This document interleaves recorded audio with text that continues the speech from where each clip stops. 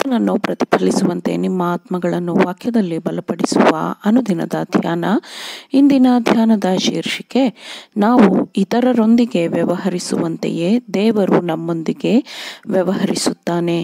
ಈ ದಿನದ ದೇವರ ವಾಕ್ಯ, ನಾನು ಅವರನ್ನೂ ನನ್ನ ಪರ್ವತದ ಸುತ್ತಣ ಪ್ರದೇಶಗಳನ್ನು ಆಶೀರ್ವದಿಸಿ ಸುಖಪಡಿಸುವೆನು. ಕಾಲಕ್ಕೆ ಸರಿಯಾಗಿ ಮಳೆಯನ್ನು ಸುರಿಸುವೆನು.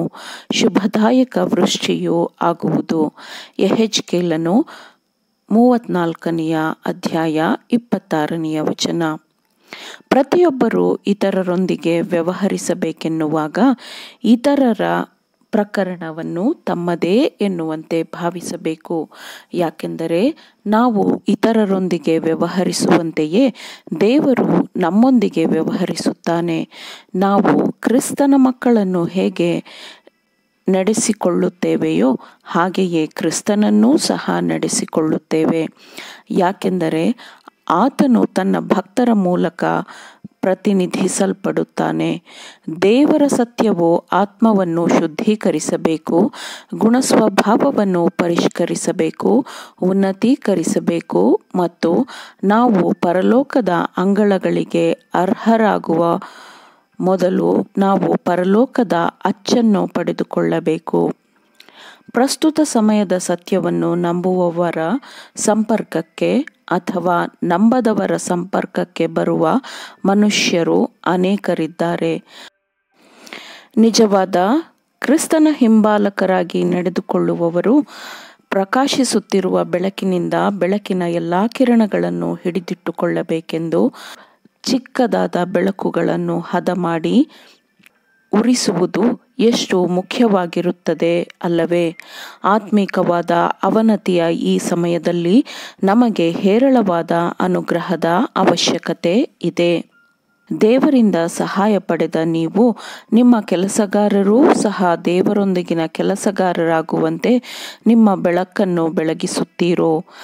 ದೇವರು ತನ್ನ ಸತ್ಯದ ಬೆಳಕನ್ನು ನಿಮಗೆ ಕಳುಹಿಸುವ ಮೂಲಕ ನಿಮಗೆ ಅಮೂಲ್ಯವಾದ ಅನುಗ್ರಹಗಳನ್ನು ಮತ್ತು ಅನುಕೂಲಗಳನ್ನು ನೀಡಿದ್ದಾನೆ ಮತ್ತು ನೀವು ಈ ಆಶೀರ್ವಾದಗಳನ್ನು ಅಭಿವೃದ್ಧಿಪಡಿಸಿಕೊಂಡು ಇತರರು ನಿಮ್ಮ ಕೃಪೆಯ ಪಾಲುದಾರರಾಗಲಿ ಎಂದು ನಡೆದುಕೊಳ್ಳಿರಿ. ನಿಮ್ಮ ಮನೆಗಳ ಸುತ್ತಲೂ ಎಷ್ಟು ದೊಡ್ಡ ಸುವಾರ್ಥ ಸ್ಥಳಗಳಿವೆ. ದೇವರ ವಾಗ್ದಾನಗಳ ಮೌಲ್ಯದ ಬಗ್ಗೆ ಮಾತನಾಡಲು ನಿಮಗೆ ಪ್ರತಿದಿನವೂ ಎಷ್ಟೊಂದು ಅವಕಾಶಗಳಿವೆ ಅಲ್ಲವೇ? ಪ್ರತಿಯೊಬ್ಬ ಕ್ರೈಸ್ತನು ತನ್ನ ಸ್ವಂತ ಮನೆ ಬಾಗಿಲಲ್ಲಿ, ತನ್ನ ಮನೆಯ ನೆರೆಹೊರೆಯಲ್ಲಿ ಮಾಡುವಂತಹ ಒಂದು ಕೆಲಸವಿದೆ. ಆದರೆ ಎಷ್ಟು ಮಂದಿ ನಿತ್ಯತ್ವದ ಬಗೆಗಿನ ಹಿತಾಸಕ್ತಿಗಳನ್ನು ಕಳೆದುಕೊಳ್ಳುತ್ತಾರೆ ಮತ್ತು ಅವರು ತಮ್ಮ ಲೌಕಿಕ ವ್ಯವಹಾರಗಳಲ್ಲಿಯೇ ಸಂಪೂರ್ಣವಾಗಿ ಮುಳುಗಿರುತ್ತಾರೆ ಅಲ್ಲವೇ? ಇದರ ಅವಶ್ಯಕತೆಯೂ ಇಲ್ಲ. ಯಾಕೆಂದರೆ ನೀವು ಮೊದಲು ದೇವರ ರಾಜ್ಯಕ್ಕಾಗಿಯೂ ನೀತಿಗಾಗಿಯೂ ತವಕಪಡಿರಿ, ಇವುಗಳ ಕೂಡ ಅವೆಲ್ಲವೂ ನಿಮಗೆ ದೊರಕುವವು ಎಂದು ಯೇಸು ಹೇಳುತ್ತಾನೆ. ನಿಮ್ಮ ಸ್ವಂತ ಮತ್ತು ನಿಮ್ಮ ನೆರೆಹೊರೆಯವರ ನಿತ್ಯವಾದ ಒಳಿತನ್ನು ಮೊದಲ ಮತ್ತು ಪ್ರಮುಖವಾದ ಪರಿಗಣನೆಯಾಗಿ ಪರಿಗಣಿಸಿ. ನಿಮ್ಮ ನೆರೆಹೊರೆಯವರು ಉಳಿಸಿಕೊಳ್ಳಲು ಇಲ್ಲವೇ ಕಳೆದುಕೊಳ್ಳಲು ಆತ್ಮಗಳನ್ನು ಹೊಂದಿದ್ದಾರೆ. ದೇವರು ಬೆಳಕನ್ನು ಯಾರಿಗೆ ನೀಡಿದ್ದಾನೋ ಅವರು ಇತರರಿಗಾಗಿ ದೃಢವಾದ, ನಿರ್ಧಾರಯುತ, ಆಸಕ್ತಿ ಇರುವ ಪ್ರಯತ್ನಗಳನ್ನು ಮಾಡಬೇಕೆಂದು ದೇವರು ಬಯಸುತ್ತಾನೆ. ಜೀವನದ ಪ್ರತಿಯೊಂದು ವ್ಯವಹಾರದಲ್ಲೂ ಸತ್ಯದ ಪರಿಶುದ್ಧವಾದ ವಾಗ್ದಾನಗಳನ್ನು ಜ್ಞಾಪಕದಲ್ಲಿಟ್ಟುಕೊಳ್ಳಲಿ.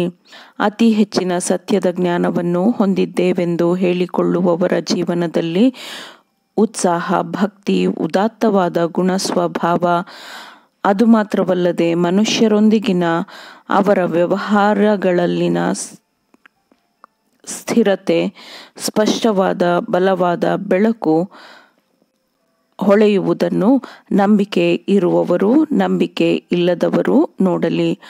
ಆಗ ತನ್ನ ಸೇವಕರಾದ ನಿಮ್ಮೊಂದಿಗೆ ದೇವರು ಉದಾತ್ತವಾಗಿ ವರ್ತಿಸುವನು.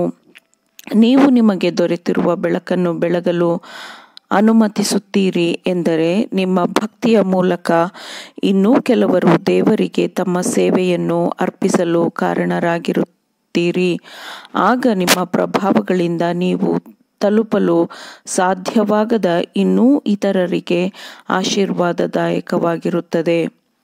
ಯಾಕೆಂದರೆ ನನ್ನ ಪರ್ವತದ ಸುತ್ತಣ ಪ್ರದೇಶಗಳನ್ನು ಆಶೀರ್ವದಿಸಿ ಸುಖಪಡಿಸುವೆನು ಎಂದು ದೇವರು ಹೇಳುತ್ತಾನೆ. ಆದುದರಿಂದ ನಿಮ್ಮ ಬೆಳಕು ಬಹು ದೂರದವರೆಗೂ ಪಸರಿಸುವಂತೆ ಇರಬೇಕು.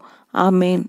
ದೇವರ ವಾಕ್ಯಗಳನ್ನು ಶ್ರದ್ಧೆಯಿಂದ ಆಲಿಸುವವರು ಮಾತ್ರವೇ ಆಗಿರದೆ ಪಾಲಿಸುವವರೂ ಆಗಬೇಕೆಂದು ನಿಮ್ಮನ್ನು ಉತ್ತೇಜಿಸುತ್ತೇನೆ.